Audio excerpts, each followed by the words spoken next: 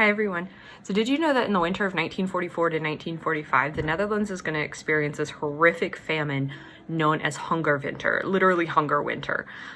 This is going to be especially bad in the densely populated western provinces like Holland, where we have lots of people, so lots more people affected, and a lot less farming anywhere nearby. This is the tail end of World War II, so the Netherlands are occupied by the German military, which has blockaded food and fuel shipments from farms and farm towns. We're going to see about 4.5 million people affected by this famine, mostly surviving due to soup kitchens, but we are going to see 18,000 to about 22,000 people die as a direct or secondary result from malnutrition. Most of them are going to be old men. In cities like Amsterdam, we're going to see adult rations, the amount of food that they are allotted per day, drop down to about 1,000 calories, which is really, really low and probably a lot less than most of us consume on a daily basis by the end of 1944. And it's going to drop all the way down in the West to about 580 calories by the end of February. So 580 calories is below starvation rates.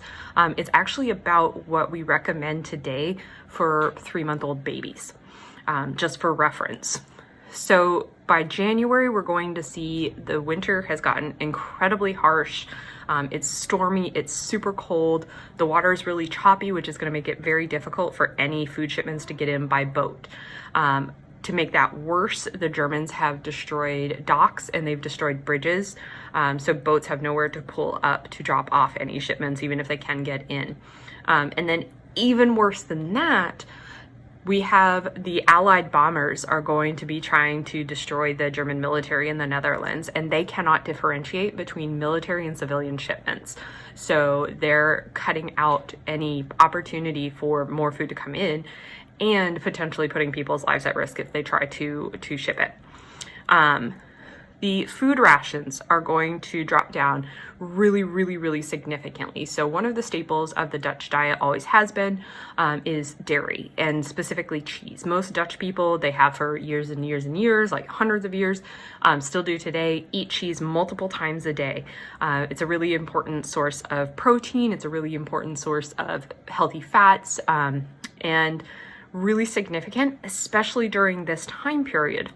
But it's going to drop down so that people are only allotted 100 grams per a 2-week period. 100 grams is just a little bit less than 4 ounces, which is basically the same as like 4 slices of cheese, like you would put on a sandwich. So imagine only getting that for 2 weeks, and that's one of your major sources of protein and fat, which you absolutely need. Bread allotments are also going to drop hugely. So bread is one of the major sources of calories, really, really necessary, really prominent in the diet. And it's going to go from about 2,200 grams per week, which is about 4.8 pounds, down to about 1,800 grams, which is 4 pounds, down to 1,400 grams, and finally down to 1,000 grams by October. By April of 1945, we're only going to have allotments of about 400 grams, which is about 14 ounces per week per person. That's like the size of this can.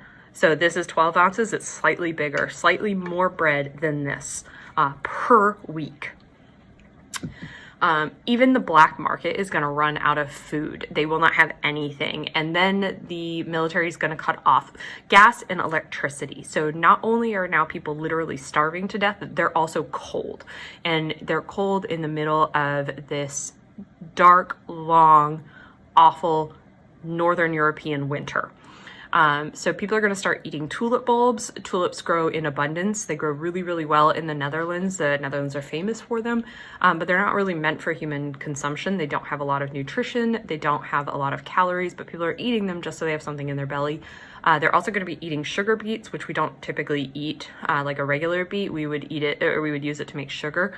They're going to start walking tens of kilometers to find food and trade their valuables, trade their family heirlooms to try to get it. In the early summer, we'll finally see this famine ending, and it's going to have a direct impact on 18,000 deaths.